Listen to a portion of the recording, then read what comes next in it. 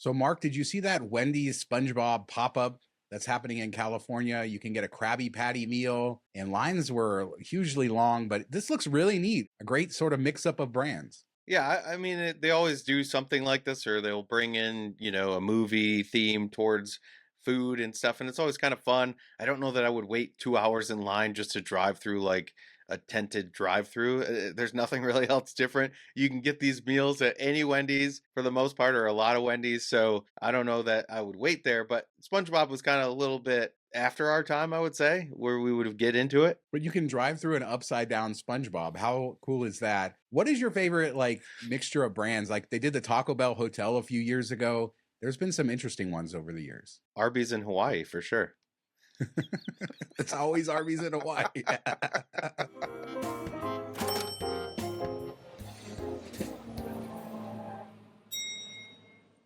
So over the time we've done this show, we've talked about Uber and American Express credits, all kinds of different stuff with Uber, charging different prices.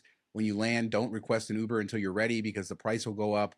We've also talked about the possibility that there's different pricing if you have credits or a discounted gift card on your account compared if you're paying cash. And Gary Leff is back. There's some comparison going on. And it does seem to be the case. They're charging more if you have credit. Yeah, which is shady as all shady can be. Hopefully there's some type of lawsuit or they correct this. It seems like a predatory practice for them to do it this way where they want you to buy gift cards or whatever, load your balance, and then they're going to charge you more for it because if you have money in there, then you're more likely to use them because you're like, hey, I already paid for this. I'm going to go with Uber instead of Lyft and stuff. Maybe this is a good reason that the Amex credits are changing. Instead of giving you a balance, you have to like use your Amex card and then you'll get a statement credit is what we're assuming it's going to play out with, and maybe that fights against this somewhat. Do you think Amex knew that this shadiness was going on? Do you think people complained, or probably not? They just wanted people to spend on their cards more. Yeah, I think so. I mean, Uber, I feel like some regulation is probably needed at some point. You can't just go charge one person one thing, another person a different thing. I mean, but that's what they're doing, and maybe it's legal that they're able to do that now.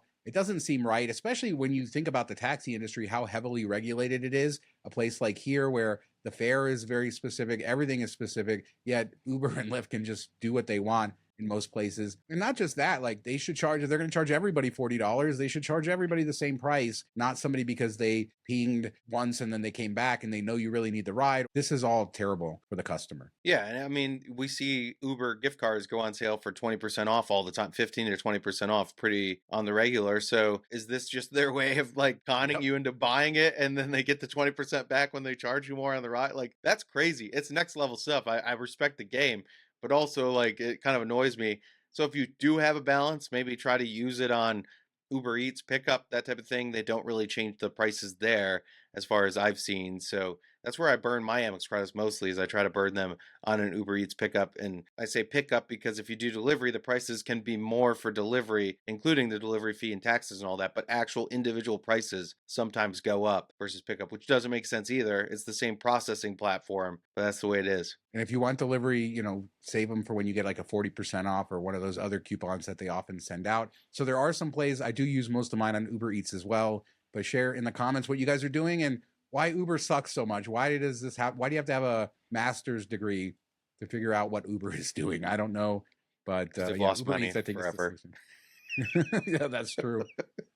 So one of the coolest trends is airport lounges. We've talked about it. Capital One, probably my favorite. I haven't been to a Chase lounge yet, which is terrible to admit here. They've been around long enough. I should have been to one, but I love the Capital One lounges far more than the Amex lounges. And the one in DFW always has a line when I've been there. And thankfully, you have this article telling people how to kind of skip the line or at least get in the wait list before you get there. And so you can land and put yourself on the wait list and, kind of get ahead of everyone. Yeah, my buddy Drew, who lives in Dallas, he told me this when I was coming through on the way back from Albuquerque. I had a layover in Dallas, and I'd been in the lounge before. It was earlier in the morning, so there was no wait list. But I was like, "Oh, it's probably gonna be busy." And he said, "Get on it now." So I looked it up, and you can show the instructions now. Throw them up on the screen. But you just go into your Capital One app. You hit the travel button at the bottom, down by your points balance, the little airplane, and in there will be a lounge access type thing. You pick the airport you're at, and if there is a wait list, you can join it. It was like a 25-minute wait, and I did this as I was getting off the plane. So, and then I'm riding on the tram around, and by the time I got there, I only had to wait 5 or 10 minutes. So that's kind of nice. If I had done it right when we landed and I knew what I was doing, I wouldn't have had to wait at all. So that's kind of it. If there is no wait list, then it will just show you like somewhat busy, kind of busy. You should be able to get in right away. But yeah, when I pulled up, there was two people standing down there just adding people to the wait list. So not a lot of people know about this, a way to work around it. So definitely jump on it if you're driving to the airport. Let's say you're flying out of one of the airports that has these lounges, then do it on the way or when you're in the parking structure, something like that, and get on the wait list and skip everything. And this is a little hack, right? But these types of little things are what add up and what kind of give people in the hobby maybe an advantage over some others when it comes to things like this. If I remember right, the last time I was there, they were just having a scan a QR code to go on the web and sign up anyway. So yeah, this is the way to do it. It sucks that you have to think about this stuff now, but these lounges are going to have lines more often than not. And it's not just in one city or the other. I mean, lounge popularity has just exploded. So we're going to deal with it. And this is how you get that little edge over everybody else. Yes, and if you're at the lounge, get the frozen Irish cream coffee thing. It looks kind of like a Slurpee, but it's like the best thing I've ever had. So definitely get that from the bar if you drink. It's so amazing. But you get access with VentureX business card. The other venture cards, you used to get two. That's going away at the end of the year. So you have to have one of those. Otherwise, you're going to pay a fee to get in. So maybe that will help once the two freebies fall off. I don't know that it will. VentureX, Venture Business X, that's your ticket in. So let's talk credit cards then. And we have some new offers to discuss, including the all-time best offer for the AAdvantage Business Card, 75,000 Advantage miles after 5,000 in purchases in the first 5 months of account opening. And then they waive the first year annual fee. It's usually $99. You don't pay it the first year. In 5 months? That's weird. I don't think I've ever seen that before. Yeah, they've been doing it weird. I mean, Amex is giving people 6 months for some, which is normally if it goes from 3, it goes to 6. So 5 months is a bit different. I think US Bank gives 4 months, which I think is even more weird. I don't know why. But yeah, I love that the annual fees waived the first year. This is always wildly popular, normally like 65K, so 75K, best we've seen. So if you were going to get it, jump on this. It doesn't count towards your Chase 524 status, which is great because it's a business card. So a lot of opportunity there. And people still love their AA miles, even though AA is nowhere near where it was. Remember like 10, 12 years ago, everybody's like, AA is the best. You have to have AA miles. It gets you everywhere. And now it's not quite as good as it used to be. Yeah, not quite as good, but I mean, this is certainly very valuable. Also, 85K for Southwest is available via referral through the 17th. And we bring that up because this is the time to kind of get it if you want to time the companion pass for next year and all of that. And you should have a little bit more time to grab that offer. Yeah, if you want to do it and you want to get the highest offer possible, this should give you a couple weeks in January to do the spend. You want all the bonuses to trigger next year if you're going for the companion pass, so you get it for almost 2 years. A lot of people mess up, do it early, or don't track the spending so well. So you might want to wait till next month anyway and just take the lower offer. Give yourself a good month and a half to finish all of this instead. It's kind of give and take. If you're really on top of things, then jump on the 85K. If you know that you kind of mess up once in a while, then maybe you wait. If you're enjoying all this news, miles and points, travel related, don't forget to check out the MTM Travel podcast on this channel on Mondays. That's our long form podcast, the fun side of miles, points, travel. We laugh, tell stories, give you tips and insights into this hobby, into travel. And you can find it right here on this channel every Monday. That's MTM Travel. Great show. Hope you'll join us over there. So now some quick Bilt news, and Capital One is crying because they lost an exclusive transfer partner. TAP is now a partner of Bilt in addition to Capital One. They also added Accor, so Bilt is adding more partners. Everybody thought Bilt was dead, and maybe it's not as good on rent day as it used to be, but they seem to keep wanting to add value to the program, so that's good to see. And anytime we get new partner opportunities, it's good. And I'm guessing, usually when they bring on somebody, they have some type of bonus in the future, so I would assume that we're going to see a transfer bonus for one or the other, maybe both at some point. So yeah, I had written an article, we talked about in the past about how we use Travel Eraser for our Capital One miles because we just don't value them the same as some other miles. So this is kind of like my splurge thing. And I had written up an article about this, and I said, yeah, their only unique partner really is TAP. Marriott has it, but it's not the same. And now I have to go delete that out of it because Bilt has it. But Accor's one I've never really looked at.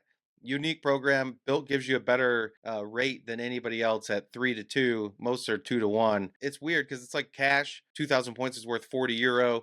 So it's kind of a weird program, a little bit unique, but maybe there's some value there. Yeah, certainly worse values, I would say, overall than that, but probably not your top level redemption. I'd still probably go to Hyatt.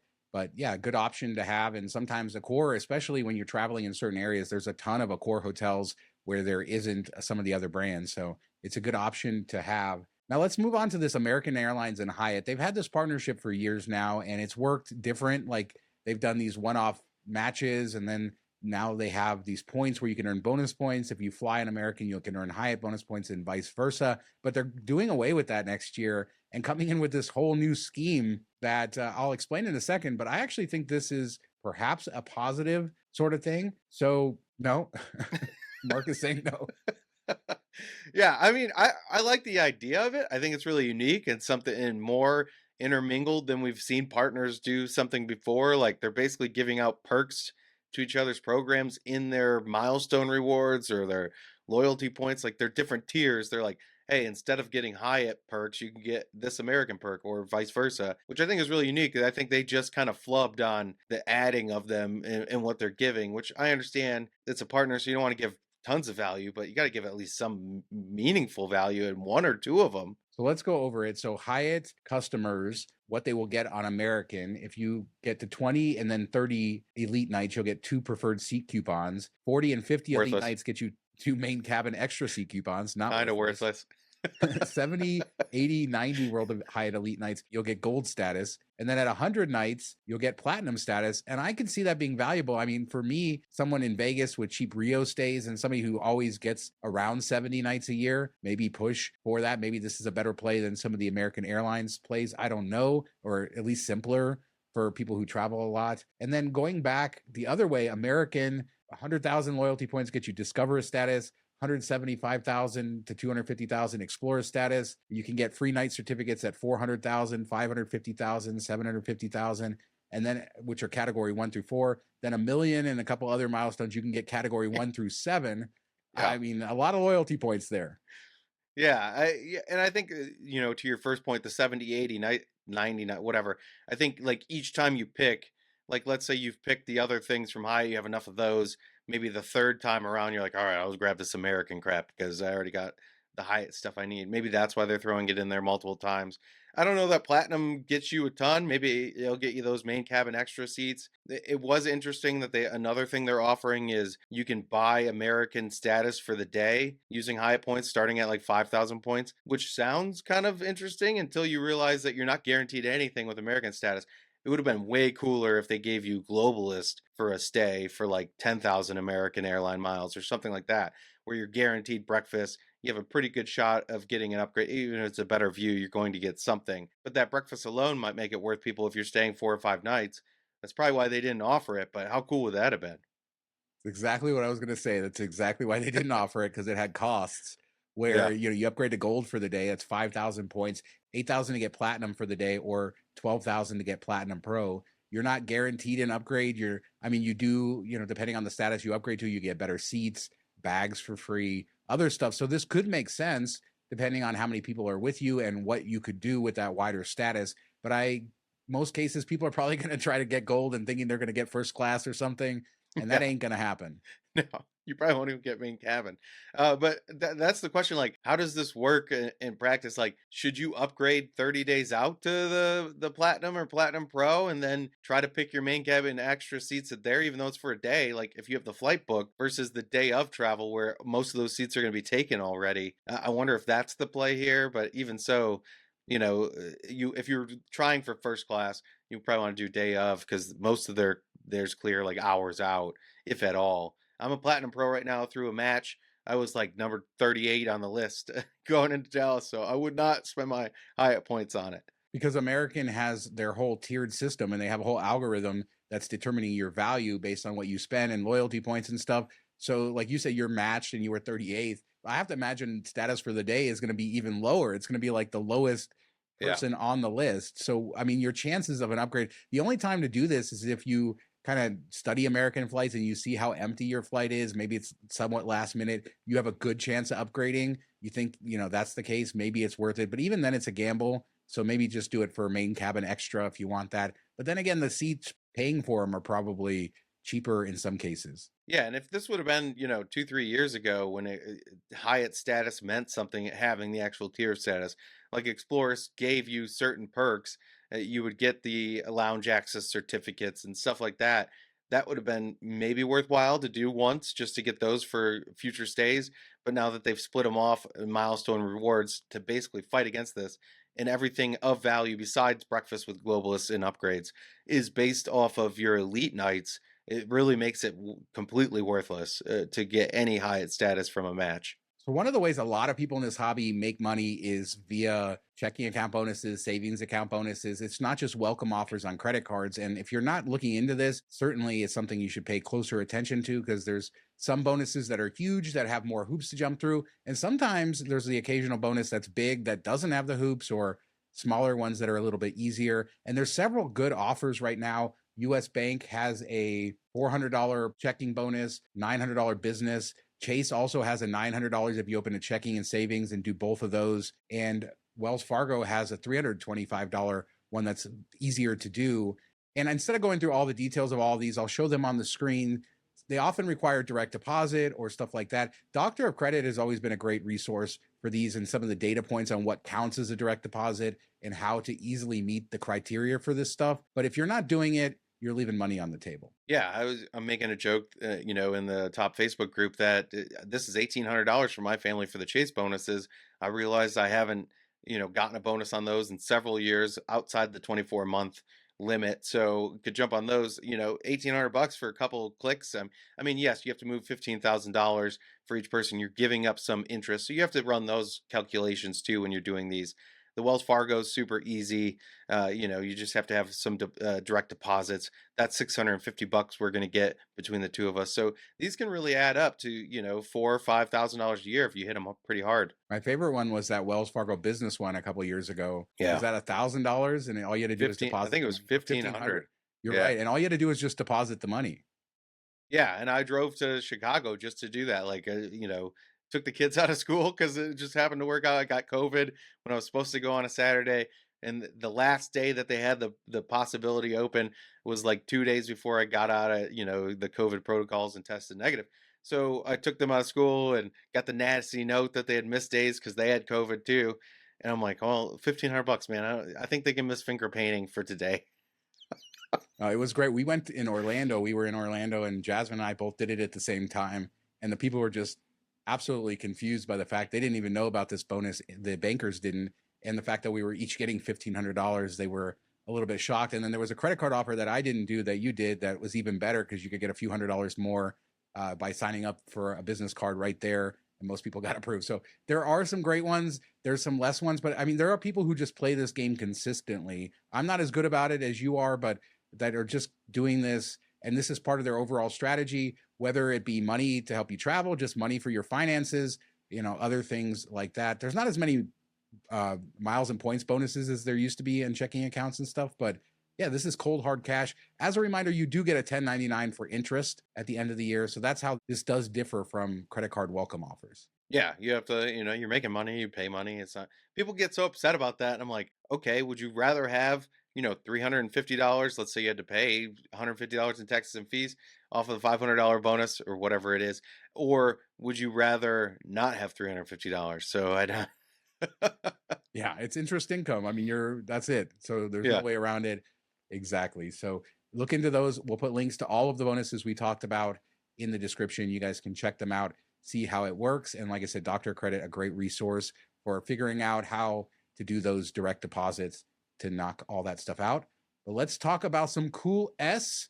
And this is Massachusetts related, because you were just there. Hammond Castle in Gloucester, Massachusetts. Did I say that right? I think it's like Gloucester. I think I Googled it because I was like, I have no clue how to say this. But I'm guessing that's how they say it in England. So I think they use it the same way.